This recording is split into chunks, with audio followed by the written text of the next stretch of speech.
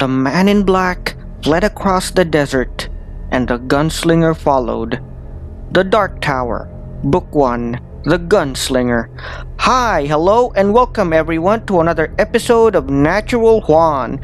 This time around we'll be discussing Stephen King's legendary masterpiece, The Dark Tower series, a story of fantasy, horror, action, and science fiction all rolled into one. But before all that, may I invite you all to like, share, and subscribe to my channel if you want to get more content like this.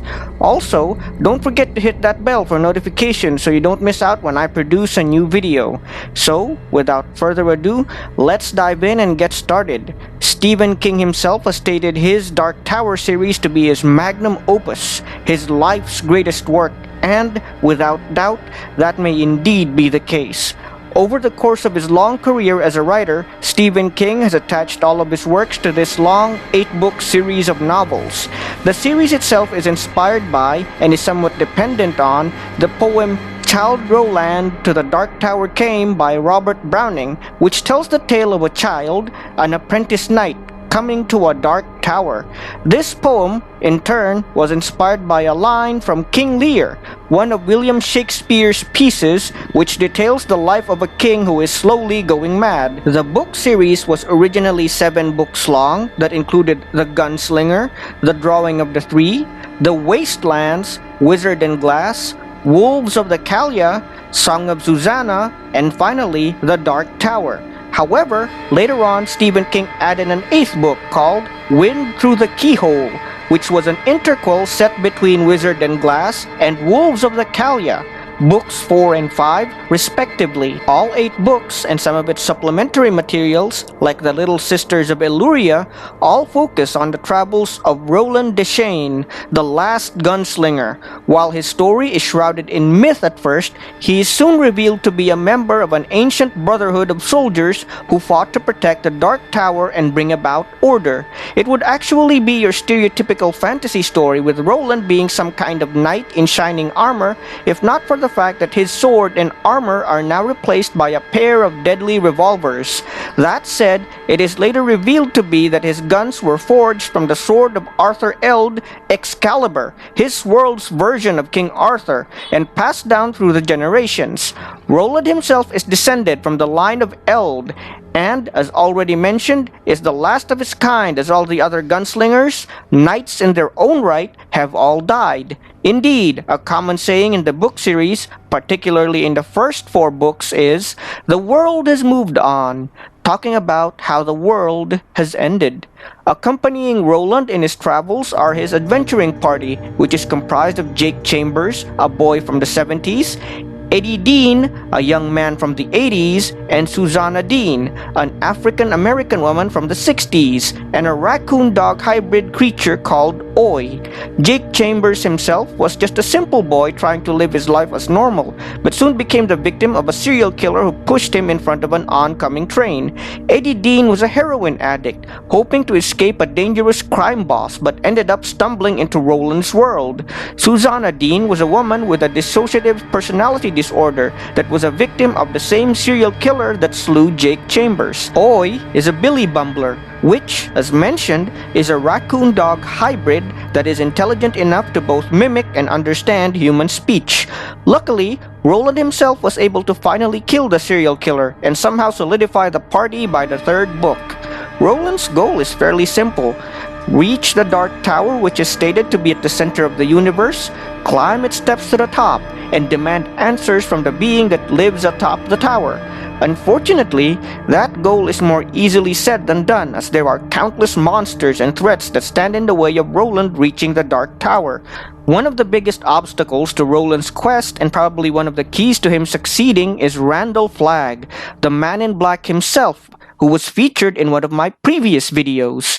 A wizard of great power, Randall Flagg commands many forces pitted against Roland Decay, and serves as the right hand of the Crimson King himself, the series' true villain. That said, Flag, whose real name is actually Walter Paddock, is actually planning to betray his master and achieve a goal similar to that of Roland. However, Flag's plan actually differs somewhat in that he believes that the room atop the Dark Tower is empty, and he plans on ruling it after disposing of both Roland and the Crimson King. The story starts out fairly simple enough, with Roland, the eponymous gunslinger of the first book, traveling across an arid desert. It actually begins much like a stereotypical Western novel until the author makes mention of supernatural things, beings like demons and mutants said to be inhabiting empty homes in the surrounding area, that the world was very slowly dying because of poisons left behind by the mysterious Old Ones, of wandering men who were somehow less or more than human. The list goes on, but after a while, you realize that this isn't your typical Western novel at all. As the book series goes on, we see other wonders and monsters scattered all across Roland's world, called All-World, from the beastmen-like race known as Taheen, killer robots, and monsters from beyond the boundaries of the known universe. Whatever the case, we also learn that it's not just Roland's world that's in a state of decline, but that of the entire multiverse, or all known universes. This is because the Crimson King, the powerful eldritch monstrosity that is responsible for most of the horrors taking place across all of Stephen King's books, is destroying the Dark Tower from within. If ever he succeeds in bringing down the tower, the many universes it holds in place will go down with it, bringing everything to a crashing end where only void and chaos reign. This is a fairly interesting premise, as it is shown to us that many of the aberrant things that are happening throughout Stephen King's books are a result of the waning power of the Dark Tower. The Dark Tower itself is presented as a force of good and order, and as long as it stands, things will continue to be good. As mentioned in Stephen King's The Eyes of the Dragon, while people didn't always live happily ever after, they did live, and they did find happiness every now and again.